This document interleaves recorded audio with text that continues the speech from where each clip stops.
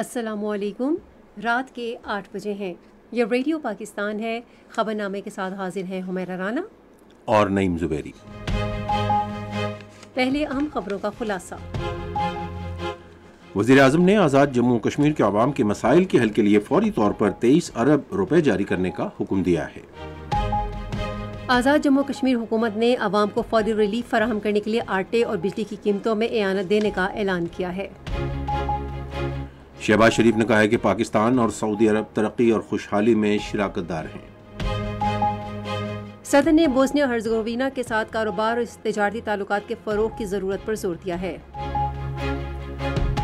نائب وزیر اعظم نے شنگھائی تعاون تنظیم کے رکن ملکوں پر زور دیا ہے کہ خطے کی پائیدار ترقی اور خوشحالی کے لیے مواقع سے استفادہ کریں۔ پاکستان اور ترکیہ نے سرمایہ کاری اور دو طرفہ تجارتی حجم بڑھا کر اپنے اقتصادی تعلقات مزید مضبوط کرنے پر اتفاق کیا ہے۔ قومی اسمبلی کو آج بتایا گیا کہ بیرون ملک سے تعلیم یافتہ ڈاکٹرز کے لیے تصدیقی امتحانات سال میں 2 بار ہوں گے۔ بری فوج کے سربراہ نے بہادری کا مظاہرہ کرنے اور قوم کو قابل تحسین خدمات پر فوجی جوانوں کو عسکری اعزازات دیے ہیں۔ پاکستان اسٹاک ایکسچینج میں آج تیزی کا رجحان رہا اور KSE 100 انڈیکس 713 پوائنٹس کے اضافے کے ساتھ 73,799 پوائنٹس پر بند ہوا۔ اقوام متحدہ کی طرف سے تسلیم شدہ متنازع علاقے کشمیر میں بھارتی پارلیمنٹ کے شرمناک انتخابات کے سلسلے میں آج سری نگر میں بھاری تعداد میں قابل فورسز تعینات کی گئیں۔ اسرائیلی فوج نے سنگین ہوتے ہوئے انسانی بحران کے باوجود آج غزہ کے شمالی کنارے اور رفح میں ایک شاہراہ پر اندر تک پیش قدمی کی۔ اور پاکستان اور آئرلینڈ کے درمیان تیسرا اور آخری T20 کرکٹ میچ کل ڈبلن میں کھیلا جائے گا۔ خلاصہ آپ نے سنا، اور اب خبریں تفصیل کے ساتھ۔ وزیر اعظم محمد شہباز شریف نے آزاد جموں و کشمیر کے عوام کو درپیش مسائل کے حل کے لیے فوری طور پر 23 ارب روپے جاری کرنے کا حکم دیا ہے۔ انہوں نے یہ فیصلہ آج اسلام آباد میں ایک خصوصی اجلاس میں کیا، جس میں علاقے کی صورتحال کا مکمل جائزہ لیا گیا۔ اجلاس میں آزاد جموں و کشمیر کے وزیر اعظم اور سینئر سیاسی قیادت نے شرکت کی۔ وزراء اور اتحادی جماعتوں کے رہنما بھی اس موقع پر موجود تھے۔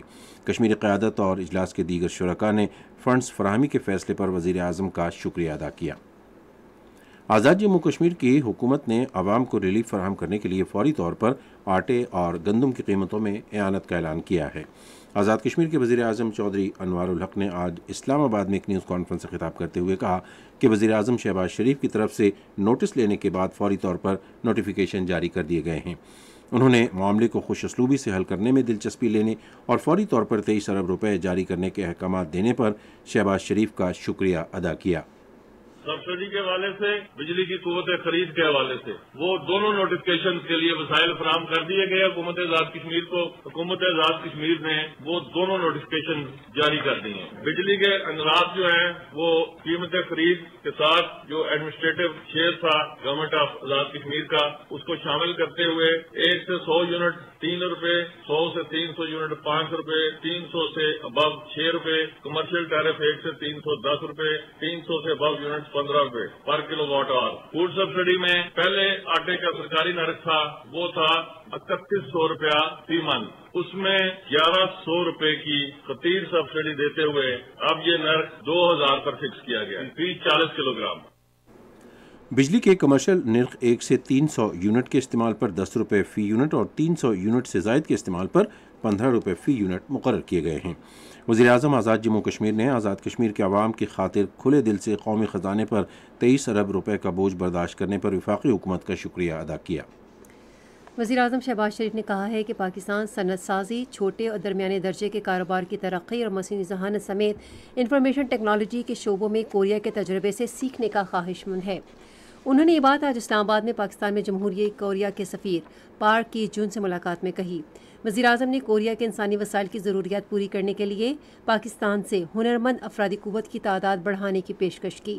انہوں نے باہمی فائدے کی تجارت کے فروغ کے لیے پاکستان اور کوریا کے درمیان تجارتی وفود کے تبادلے کی تجویز دی۔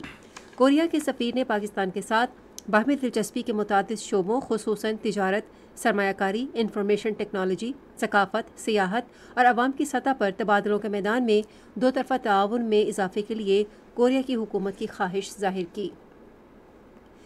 وزیراعظم نے عرب میڈیا العربیہ انگلش کو ایک خصوصی انٹرویو میں کہا ہے کہ پاکستان اور سعودیہ عرب ترقی و خوشحالی میں شراکت دار ہیں۔ انہوں نے کہا کہ دونوں ملکوں نے حکومتی اور کاروباری دونوں سطح پر باہمی تعاون کے شعبوں کی نشاندہی کی ہے۔ مشترکہ سرمایہ کاری کانفرنس کے انعقاد سمیت دونوں ممالک کے درمیان حالیہ معاہدوں کا حوالہ دیتے ہوئے وزیراعظم نے کہا کہ یہ بات پاکستان کے ساتھ تعلقات کو بڑھانے میں سعودی عرب کی اعلیٰ قیادت کی سنجیدگی اور اخلاص کو ظاہر کرتی ہے۔ شہباز شریف نے کہا کہ پاکستان اور سعودی عرب کے درمیان مشترکہ کوششوں سے پھلوں، سبزیوں، گندم، گنے اور کپاس سمیت زرعی پیداوار بہتر بنانے میں مدد ملے گی۔ وزیراعظم نے سعودی ولی عہد شہزادہ محمد بن سلمان کی دانشمندانہ فعال قیادت کو سراہا، جنہوں نے گزشتہ 8 سال میں سعودی عرب کو بدل کر رکھ دیا۔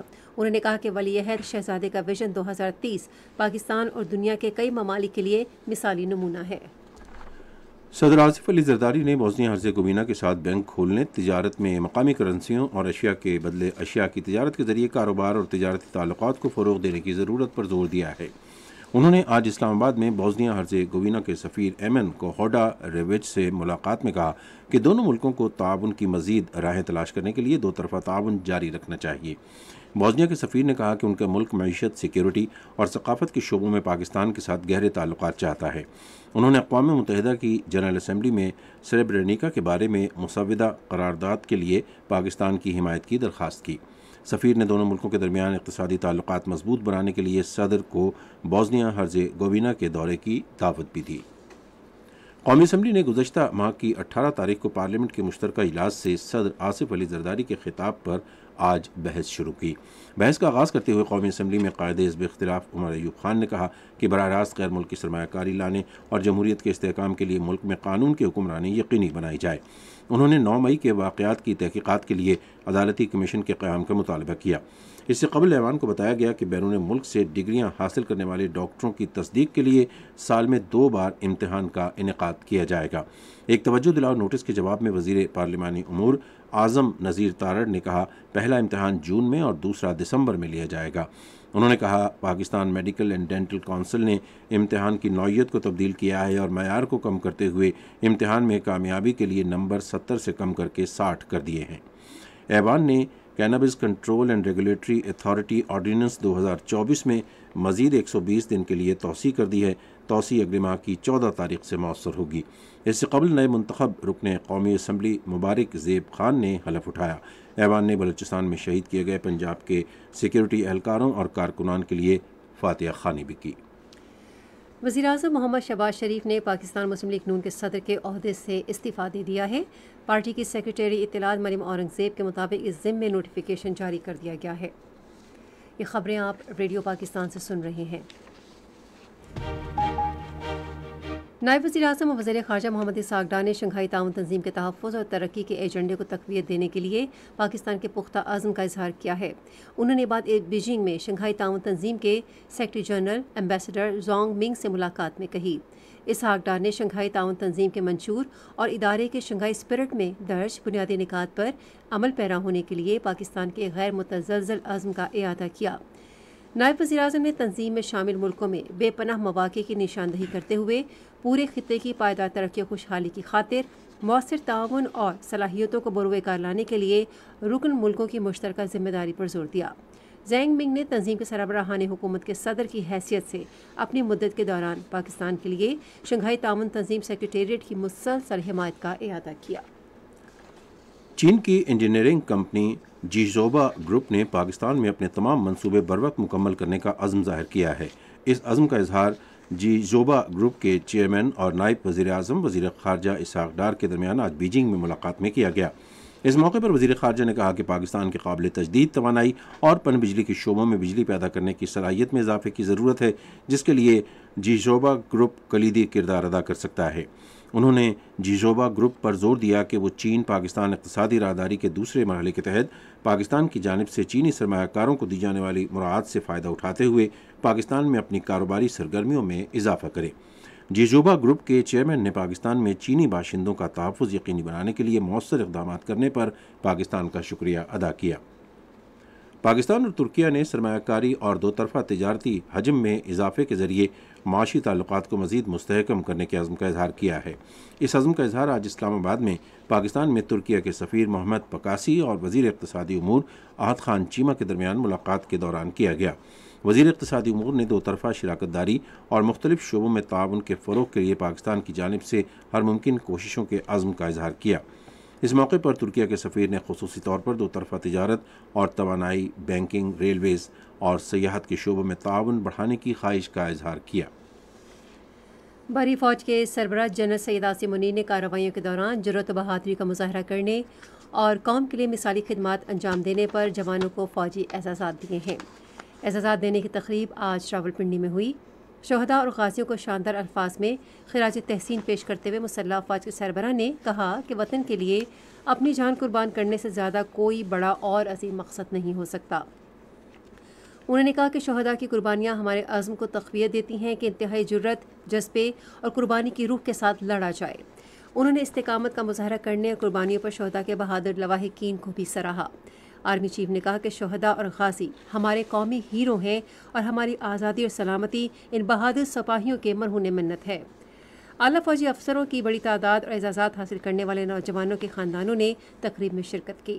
افسران اور فوجی جوانوں کو ستارہ امتیاز ملٹری اور تمغہ بصارت دیے گئے۔ شہداء کے اعزازات ان کے لواحقین نے وصول کیے۔ خصوصی سرمایہ کاری سہولت کونسل نے اسمگلنگ اور ٹیکس چوری کی روک تھام کے لیے مختلف اقدامات کیے ہیں۔ غیر قانونی تجارت کے سدباب کے لیے قائم اتحاد کی ایک رپورٹ کے مطابق پاکستان اسمگلنگ، ٹیکس چوری، جعل سازی اور غیر قانونی تجارت کے باعث سالانہ اربوں روپے سے محروم ہو رہا ہے۔ ان مسائل کے حل کے لیے ٹریک اینڈ ٹریس نظام نصب کر دیا گیا ہے تاکہ سیمنٹ، تمباکو، کھاد اور چینی کی اسمگلنگ روکی جا سکے۔ دوسری صنعتوں کو بھی حکومت کے زیر نگرانی لانے کے لیے ان میں بتدریج ٹریک اینڈ ٹریس سسٹم شروع کیا جائے گا۔ پاک فوج نے پشاور کے قریب درہ موسیٰ میں بچیوں کی تعلیم کے لیے ایک اسکول کا افتتاح کیا۔ اسکول کا افتتاح پاک فوج کی تعلیم سب کے لیے مہم کی کامیابی کا منہ بولتا ثبوت ہے۔ پاک فوج نوجوانوں اور خواتین کو بااختیار بنانے کے لیے ہنرمندی کے بہت سے پروگراموں پر بھی کام کر رہی ہے۔ نوجوانوں اور خواتین کی بہت بڑی تعداد نے ان پروگراموں سے استفادہ کیا ہے۔ پاک فوج نے ایک ڈسپنسری کا بھی افتتاح کیا ہے تاکہ علاقے کے لوگوں کو بنیادی صحت کی سہولتیں فراہم کی جا سکیں۔ ضلع مومند کے نوجوانوں میں فن و ثقافت سے متعلق آگاہی پیدا کرنے کے لیے پاک فوج کے زیر اہتمام ایک مہم کا اہتمام کیا گیا۔ اس سلسلے میں ایک ہفتے پر محیط فوٹوگرافی کے مقابلے ہوئے۔ ضلع مومند اور لاہور کے تعلیمی اداروں کے طلباء نے فوٹوگرافی کے اس مقابلے میں شرکت کی۔ خیبر پختونخوا کے وزیر صحت سید قاسم علی شاہ نے کہا ہے کہ صوبائی حکومت نے صحت کارڈ اسکیم کے تحت مفت علاج معالجے کی سہولت کی فراہمی کے لیے اب تک 2 ارب 70 کروڑ روپے تقسیم کیے ہیں۔ انہوں نے ایک بیان میں کہا کہ 1 لاکھ افراد مفت علاج معالجے سے مستفید ہو چکے ہیں۔ انہوں نے کہا کہ صحت کارڈ اسکیم کے تحت اسپتالوں کی جانچ پڑتال کا عمل جاری ہے۔ یہ خبریں ریڈیو پاکستان سے نشر کی جا رہی ہیں۔ اقوام متحدہ کے تسلیم شدہ متنازع علاقے جموں و کشمیر میں بھارتی پارلیمنٹ کے لیے نام نہاد انتخابات کے سلسلے میں آج سری نگر میں بھاری تعداد میں بھارتی فورسز تعینات کر دی گئیں۔ کشمیر میڈیا سروس کے مطابق انتخابی ڈرامے کے انعقاد کے لیے نام نہاد سیکیورٹی کے بڑے پیمانے پر اقدامات سے ووٹنگ کا عمل بے نقاب ہو گیا۔ بھارتی حکومت کے دعووں کے برعکس مقامی لوگوں کی طرف سے بائیکاٹ کے باعث ووٹنگ کی شرح انتہائی کم رہی۔ سری نگر، گاندربل، پلوامہ، بڈگام اور شوپیاں اضلاع میں بھارتی فوجیوں، پیراملٹری فورسز اور پولیس کی بڑے پیمانے پر تعیناتی لوگوں کے لیے پریشانی کا باعث بنی۔ کئی علاقوں میں لوگوں کو پولنگ اسٹیشنوں پر جانے پر مجبور کیا گیا۔ سیاسی جماعتوں نے بھارتی فورسز کی طرف سے کارکنوں کو ہراساں کیے جانے جبکہ لوگوں نے ووٹ ڈالنے پر مجبور کیے جانے کی شکایات کیں۔ نیشنل کانفرنس اور پیپلز ڈیموکریٹک پارٹی نے بھی علاقے میں جمہوریت کو ختم کرنے اور مقامی لوگوں کے لیے معاشی مشکلات پیدا کرنے پر بی جے پی حکومت کی مذمت کی ہے۔ ایک غیر منافع بخش تنظیم پاپولیشن فاؤنڈیشن آف انڈیا نے حال ہی میں ذرائع ابلاغ کی رپورٹس کی چھان بین کی ہے جس میں بھارت کی مسلمان آبادی میں آبادیاتی رجحانات کو اجاگر کیا گیا ہے۔ کشمیر میڈیا سروس کے مطابق پاپولیشن فاؤنڈیشن آف انڈیا نے بتایا ہے کہ یہ رپورٹس گمراہ کن ہے اور ممکنہ تعصبات یا غلطیاں سامنے لانے کے لیے بغور جائزے کی ضرورت ہے۔ بھارت میں آج 7 ہفتے پر مشتمل طویل عام انتخابات کے چوتھے مرحلے میں لوگوں نے ووٹ ڈالے جبکہ اس دوران مذہبی تقسیم کے باعث مختلف علاقوں میں پرتشدد واقعات بھی پیش آئے۔ جنوبی اور مشرقی ریاستوں تلنگانہ، آندھرا پردیش اور اڑیسہ کے بڑے حصوں پر مشتمل علاقوں میں پارلیمنٹ کی 96 نشستوں پر پولنگ ہوئی۔ 2019 میں مقبوضہ کشمیر کی خصوصی حیثیت تبدیل کیے جانے کے بعد مقبوضہ علاقے کے سب سے بڑے شہر کے عوام نے بھی پہلی مرتبہ ووٹنگ میں حصہ لیا۔ پولیس نے فوج کی تعیناتی والے علاقوں میں عوامی اجتماعات پر پابندی عائد کر دی تھی۔ جنوبی شہر حیدرآباد سے ممتاز مسلمان رکن اسمبلی اسد الدین اویسی نے کہا کہ مسلم اقلیت کے خلاف نریندر مودی کے حالیہ منافرت پر مبنی بیان کے بعد بی جے پی کے چند ہی حمایتی باقی رہ گئے ہیں۔ اسرائیلی فورسز نے آج غزہ کے شمالی کنارے میں رفح جانے والی شاہراہ پر علاقے کے اندر دور تک پیش قدمی کی۔ لاکھوں فلسطینیوں نے دوبارہ علاقہ چھوڑ دیا ہے اور امدادی گروپ انسانی بحران کا خدشہ ظاہر کر رہے ہیں۔ غزہ کی وزارت صحت نے آج کہا ہے کہ محصور فلسطینی علاقے میں صحت کا نظام تباہی کے دہانے پر ہے۔ اقوام متحدہ کے سیکرٹری جنرل نے کہا ہے کہ رفح میں بڑے پیمانے پر اسرائیلی جارحیت کو ہر قیمت پر روکنا ہوگا۔ انہوں نے یہ بات قطر کے وزیر اعظم اور وزیر خارجہ شیخ محمد بن عبد الرحمن بن جاسم الثانی سے ٹیلی فون پر بات چیت کے دوران کہی۔ انہوں نے اس بات پر اتفاق کیا کہ رفح میں بڑے پیمانے پر فوجی کارروائی کے تباہ کن نتائج نکلیں گے اور اسے ہر صورت روکنا ہوگا۔ ادھر ایک بیان میں انسانی حقوق کے بارے میں اقوام متحدہ کے ہائی کمشنر ووکر ٹرک نے کہا کہ وہ غزہ میں تیزی سے ہونے والی تباہی پر انتہائی غمزدہ ہیں۔ انہوں نے تمام بااثر ممالک پر زور دیا کہ وہ اس کو روکنے کے لیے جو کچھ ان کے اختیار میں ہے وہ کریں تاکہ شہریوں کی جانیں بچائی جا سکیں۔ انہوں نے کہا کہ غزہ میں امداد کی شدید قلت ہے۔ کویت میں عطیات دینے کی ایک بین الاقوامی کانفرنس میں غزہ میں انسانی بنیادوں پر زندگیاں بچانے کی غرض سے امدادی کوششیں منظم کرنے کے لیے $2 ارب سے زائد کی امداد فراہم کرنے کا وعدہ کیا گیا ہے۔ اس کانفرنس کا اہتمام بین الاقوامی اسلامی امدادی ادارے اور اقوام متحدہ کے انسانی تعاون کے ادارے کی جانب سے کیا گیا۔ بین الاقوامی اسلامی امدادی ادارے کے جنرل مینیجر بدر سعودت سمیت نے کانفرنس کے خطاب میں کہا کہ یہ امداد جانیں بچانے، رہائش، صحت، تعلیم اور معاشی استحکام سمیت 5 مختلف شعبوں پر خرچ کی جائے گی۔ کویت کے امیر شیخ مشل الاحمد الجابر الصباح نے نامزد وزیر اعظم شیخ احمد عبداللہ الاحمد الصباح کی قیادت میں نئی کابینہ کا اعلان کیا ہے۔ کویت کے سرکاری خبر رساں ادارے کونا کے مطابق نئی کابینہ 13 وزراء پر مشتمل ہے۔ سوڈان کی شمالی ریاست دارفور کے شہر الفشر میں سوڈان کی مسلح افواج اور ریپڈ سپورٹ فورسز کے درمیان تازہ لڑائی میں کم از کم 27 افراد ہلاک اور 130 زخمی ہو گئے۔ انسانی ہمدردی کے امور کے بارے میں اقوام متحدہ کے دفتر کے رابطہ کار نے ایک بیان میں کہا ہے کہ الفشر میں 8 لاکھ سے زیادہ افراد انتہائی خطرے میں ہیں۔ آپ سن رہے ہیں ریڈیو خبرنامہ۔ ریڈیو خبرنامے میں اب وقت ہوا ہے کھیلوں کی خبروں کا۔ آئیے سنتے ہیں حمیرہ رانا سے۔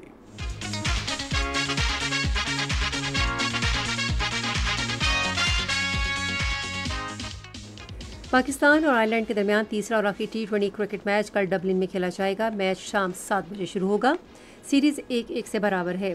گزشتہ رات دوسرے T20 میچ میں پاکستان نے آئرلینڈ کو 7 وکٹوں سے ہرا دیا۔ پہلے بیٹنگ کرتے ہوئے آئرلینڈ نے مقررہ 20 اوورز میں 7 وکٹوں کے نقصان پر 193 رنز بنائے۔ جواب میں پاکستان نے مطلوبہ ہدف 16.5 اوورز میں 3 وکٹوں کے نقصان پر حاصل کر لیا۔ پاکستان کرکٹ ٹیم کے کپتان بابر اعظم T20 انٹرنیشنل میں کامیاب ترین کپتان بن گئے ہیں۔ گزشتہ رات آئرلینڈ کے خلاف فتح کے بعد بابر اعظم نے T20 78 میچوں میں سب سے زیادہ 45 میچ جیتنے والے کپتان کا اعزاز اپنے نام کر لیا ہے۔ انٹرنیشنل کرکٹ کونسل کے مطابق یوگینڈا کے برائن میساڈا 44 T20 میچ جیتنے کے ساتھ دوسرے، انگلینڈ کے ایئن مورگن 42 میچ جیتنے کے بعد تیسرے، بھارت کے MS دھونی 41 میچ جیتنے کے بعد چوتھے اور آسٹریلیا کے ایرون فچ 40 میچ جیتنے کے ساتھ 5ویں نمبر پر ہیں۔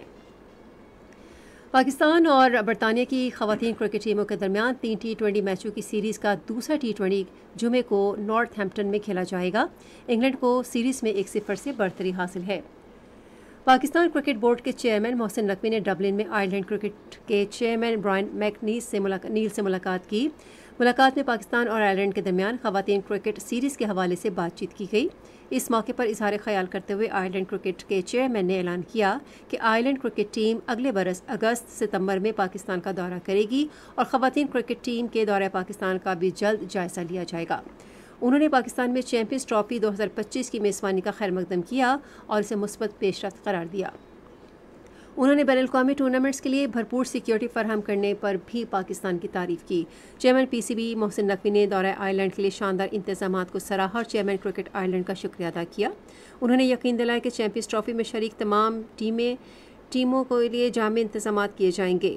اس موقع پر آئرلینڈ کرکٹ کے چیئرمین نے پی سی بی کے چیئرمین کو آئرلینڈ ٹیم کی شرٹ اور کیپ کا سووینر پیش کیا۔ مصر کے محمد زکریا نے 16ویں چیف آف نیول اسٹاف بین الاقوامی اسکواش چیمپئن شپ جیت لی ہے۔ ٹورنامنٹ کی اختتامی تقریب پاک بحریہ کے روشن خان جہانگیر خان اسکواش کمپلیکس کراچی میں منعقد ہوئی۔ پاک بحریہ کے سربراہ ایڈمرل نوید اشرف تقریب کے مہمان خصوصی تھے۔ پاکستان کے ناصر اقبال ٹورنامنٹ کے رنر اپ رہے۔ ٹورنامنٹ میں 5 ملکی اور 19 غیر ملکی کھلاڑیوں نے شرکت کی۔ ٹورنامنٹ میں حصہ لینے والے ممالک میں پاکستان کے علاوہ مصر، ہانگ کانگ، ملیشیا، جمہوریہ چیک، جاپان، جرمنی، برطانیہ اور نیدرلینڈز شامل ہیں۔ پاک بحریہ کے سربراہ نے چیمپئن شپ جیتنے والے اور رنر اپ کھلاڑیوں میں انعامات تقسیم کیے۔ یہ تو تھی کھیل کے میدان سے کچھ خبریں، اور ہم نعیم زبیری سے جانتے ہیں کہ تجارت کی دنیا میں کیا ہو رہا ہے۔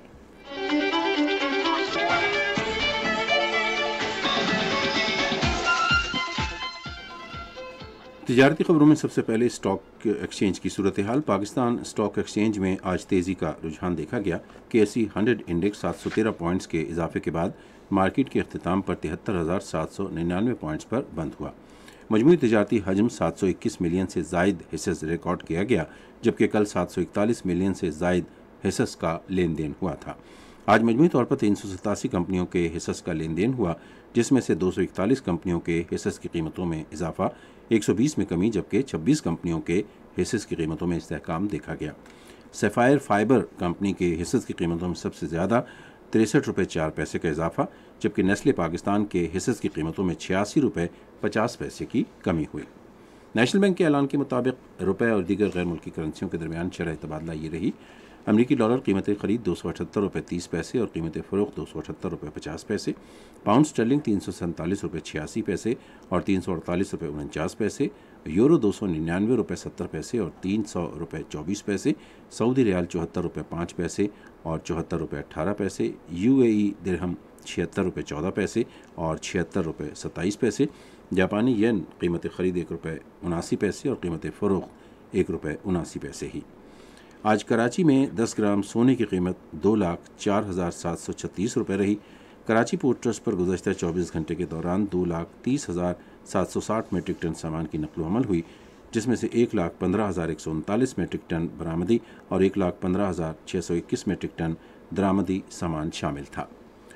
وزیر تجارت جام کمال نے تاجر برادری کو یقین دلایا ہے کہ انہیں درپیش مسائل کے حل کیے جائیں گے تاکہ تجارتی اور کاروباری سرگرمیوں میں اضافہ ہو۔ انہوں نے آج کراچی میں تجارتی ترقی کے ادارے کے ایک اجلاس میں شرکت کے بعد صحافیوں سے گفتگو کرتے ہوئے کہا کہ حکومت کاروباری طبقے کو درپیش مسائل سے پوری طرح آگاہ ہے۔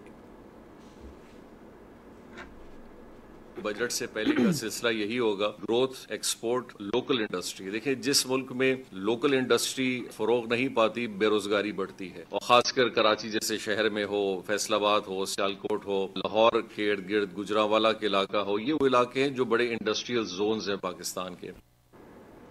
جام کمال نے کہا کہ ملک میں سرمایہ کاری کے وسیع مواقع ہیں اور حکومت تجارت میں اضافے کی مزید راہیں تلاش کرنے کے لیے انتھک محنت کر رہی ہے۔ انہوں نے کہا کہ کاروبار اور تجارت میں اضافے کے لیے برآمد کنندگان اور تجارتی افسران کو مراعات دی جائیں گی۔ جام کمال نے زور دیا کہ آٹو موبائل انڈسٹری کو درآمد پر مکمل طور پر انحصار کرنے کی بجائے مقامی سطح پر مینوفیکچرنگ پر توجہ دینی چاہیے۔ یہ تھیں کچھ اہم تجارتی خبریں، اور اب کچھ خبریں فن کی دنیا سے متعلق۔ معروف پاکستانی اداکار علاؤالدین احمد کی 41ویں برسی آج منائی گئی۔ اس حوالے سے مزید تفصیل کے لیے ریڈیو پاکستان کے نمائندے سجاد پرویز کی اس رپورٹ میں۔ علاؤالدین 10 دسمبر سن 1920 کو راولپنڈی میں پیدا ہوئے تھے۔ ابتدا میں انہوں نے گلوکاری کے میدان میں قسمت آزمائی کرنی چاہی، مگر ان کی فلمی زندگی کا آغاز اداکاری سے ہوا اور یہی شعبہ ان کی پہچان بن گیا۔ علاؤالدین نے اپنی فنی زندگی کا آغاز ممبئی سے کیا اور وہاں سنجوگ، نمستے، لیلا مجنو اور میلہ میں کام کیا۔ قیام پاکستان کے بعد وہ پاکستان آ گئے، جہاں ان کی پہلی فلم پھیرے تھی۔ اس کے بعد انہوں نے شہری بابو، محل، وعدہ، پاٹے خان، مرزا صاحباں، آدمی اور متعدد دوسری فلموں میں کام کیا۔ تاہم فلم کرتار سنگھ کے ٹائٹل رول میں تو انہوں نے اداکاری کی انتہا کو چھو لیا۔ اس کے بعد مہتاب اور بدنام میں ادا کیے ہوئے کردار ان کی پہچان بنے۔ کہاں سے آئے ہیں یہ جھوم کے तुम्हारे खुले बालों में क्यों अटके हुए हैं ये झुमके, तुम्हारी आंखों से क्यों बह रहे हैं ये झुमके, क्या कह रहे हैं उनके, क्या बता रहे हैं झुमके। अलाउद्दीन ने मजमूई तौर पर 319 फिल्मों में काम किया, जिनमें से 194 फिल्में उर्दू में और 125 फिल्में पंजाबी में बनाई गई थीं। अलाउद्दीन ने मजमूई तौर पर 8 मरतबा निगार अवार्ड्स हासिल किए। उन्हें पाकिस्तान का अवामी अदाकार कहा जाता था। नामवर अदाकार हमजा अली अब्बासी ने कहा है कि मुलाजमत पेशा ख़वातीन को महफूज माहौल फराहम करने में मर्द ताउन करें। एक ताज़ा इंटरव्यू में अदाकार का कहना था कि ख़वातीन को वर्क प्लेस पर हिरासा किए जाने के रवैये को मुजरिमाना करार दिया जाना चाहिए। उन्होंने कहा कि मुलाजमत पेशा ख़वातीन घरों के मर्दों का भी सहारा बनती हैं और उनसे मर्दों को भी माशी इत्मीनान मिलता है। ये तो थी फ़न की दुनिया से कुछ खबरें, और अब चलते हैं साइंस की दुनिया में।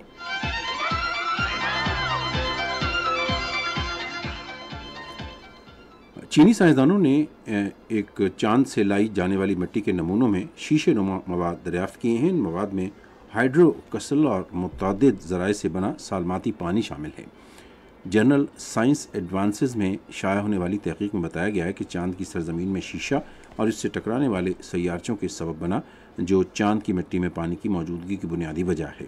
तहकीक के मुताबिक ज़रात में पाया जाने वाला पानी मुतअद्दिद मुमकिना ज़राए से पैदा हुआ है, जिनमें शमसी हवाओं से आने वाली प्रोटॉन इम्प्लांटेशन, पानी से भरपूर सैयारचों की टक्कर और चांद का मकामी पानी शामिल है।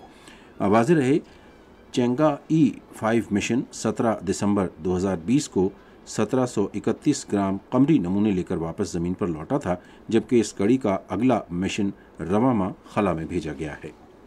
जापानी साइंसदानों की जानिब से टूट जाने या गिर जाने वाले दांतों की दोबारा नशोनुमा के लिए दवा मुतारिफ कराई गई है, जिसकी जानवरों पर कामयाब आजमाइश के बाद अब इंसानों पर आजमाइश शुरू की जा रही है। मीडिया रिपोर्ट्स के मुताबिक जापानी दवा साज कंपनी टोरेजन बायोफार्मा ने यह दवा तैयार की थी, जो दांतों की दोबारा नशोनुमा में मदद देगी। इस दवा की इंसानों पर आजमाइश का पहला मरहला सितंबर में शुरू होगा, जिसमें 30 सेहतमंद मर्द बालिग अफराद हिस्सा लेंगे। हर मरीज में कम से कम एक दांत नहीं होगा। मौसम की ताज़ा तरीन सूरत हाल जानते हैं माहिर मौसमियात गुलाम मुर्तज़ा से।